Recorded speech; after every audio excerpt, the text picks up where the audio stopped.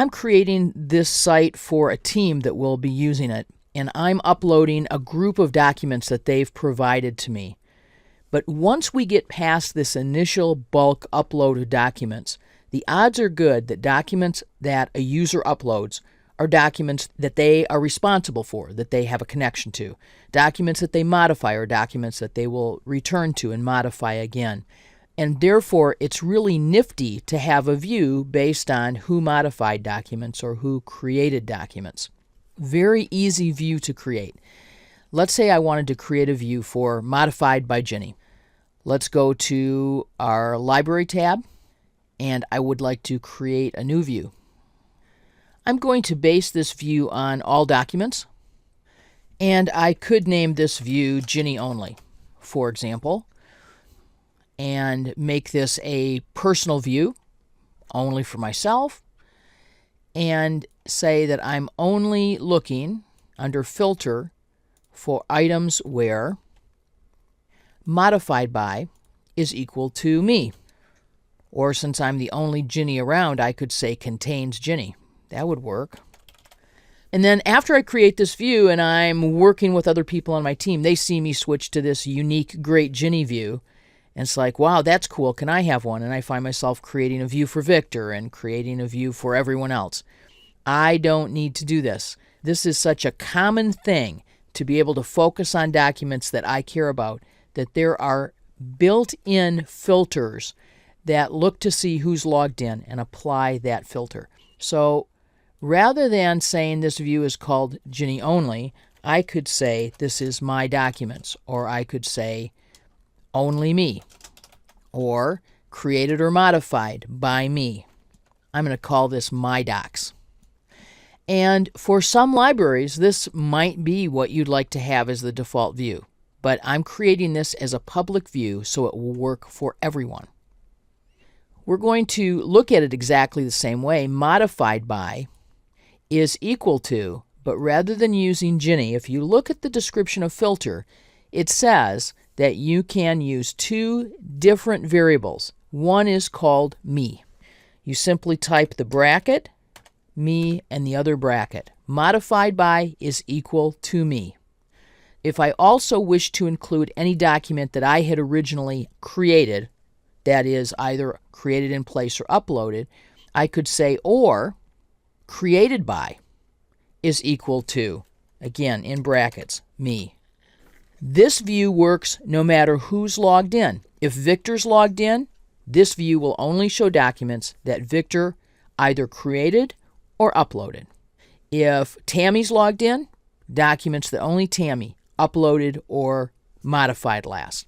This is a very, very powerful view. With my view created, I can click OK and apply our view. And here's my Docs filter.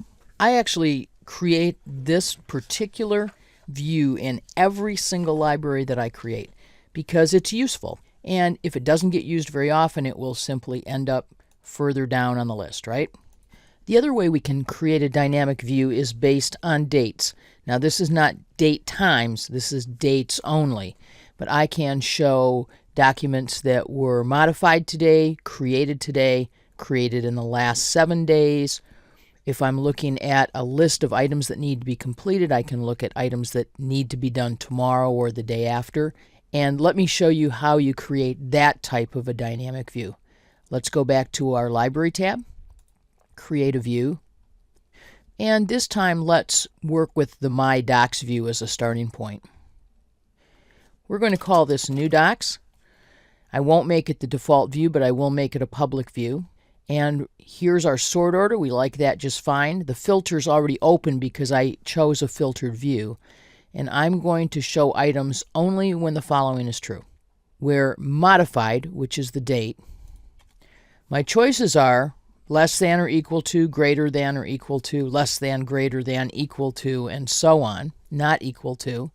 So if, for example, I wanted documents that had been modified today, I would simply say modified is equal to today. And then I don't need another option here. Another possibility is I'd like to see documents that have been posted in the last 3 days. In that case, I'm going to choose modified is greater than or equal to today minus 3. So subtract 3 days, go back 3 days, and any modification date that is newer than that, greater than or equal to that date, will get you in the list. Now remember that when a document has been created, the modified date is set to the created date. So this will show me all documents that have been modified or newly posted in the last 3 days. If I wish to only see documents that were created or posted in the last 3 days, I'd choose created rather than modified. It doesn't hurt in either one of these views to be educating people about what new means. Does new mean modified or does new mean only created? Let's stick with created in the last 3 days and click OK to create that view. Fewer documents, only documents that have been recently created, none of the documents that had been posted earlier, for example. And notice that all of my views are available. If I wanted to see documents that had only been posted in the last 6 hours, the only way that I could do that would be to imagine that I never care about documents that were posted between 10 at night and 4 in the morning, for example, because again, this is not date and time. If I look for today, it will show me every document posted since midnight. If I look for today at 4 o'clock in the morning, it will only show me 4 hours worth of documents. But for date-based documents, which is much of what I normally care about, how new is it, how soon is it, the dynamic value today and a little bit of math is very, very helpful. By creating dynamic views, I don't need to create views for specific users or views for specific dates.